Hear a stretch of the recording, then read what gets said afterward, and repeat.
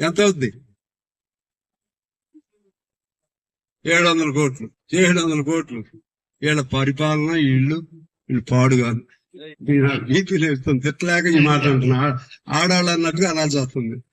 నాకు అంత కోపం వస్తుంది బస్ స్టాండ్ లో చూస్తుంటే. ఎందుకంటే అసలు నేనైతే సంవత్సరంలో మొత్తం రూపాయి మారుతా. తెలివి ఉండాలి కదా, తెలివి ఉండాలి, పట్టుదల ఉండాలి, దీక్ష ఉండాలి. ఇంత అన్యాయంగా ఉన్నాయి.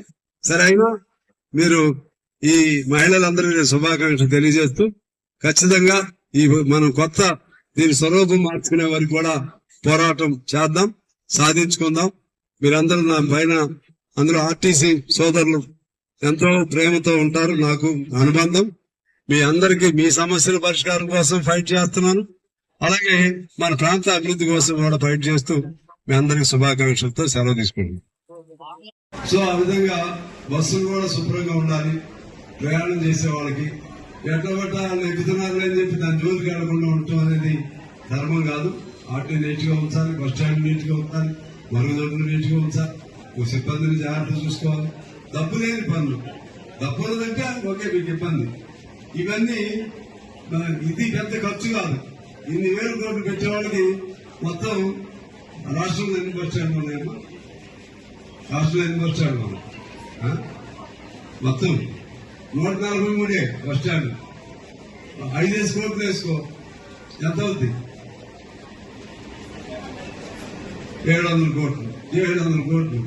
వీళ్ళ పరిపాలన ఇళ్ళు పాడుగా నీకు లేస్తుంది. పెట్టలేక ఈ మాట అంటున్నా. ఆడాలన్నట్టుగా అలా చేస్తుంది. నాకు అంత కోపం వస్తుంది బస్ స్టాండ్ లో చూస్తుంటే.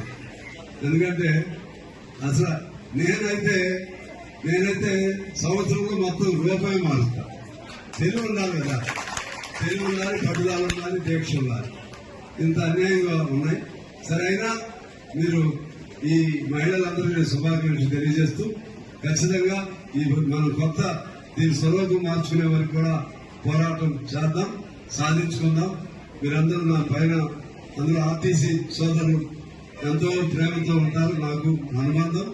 మీ అందరికీ మీ సమస్యల పరిష్కారం కోసం ఫైట్ చేస్తున్నాను.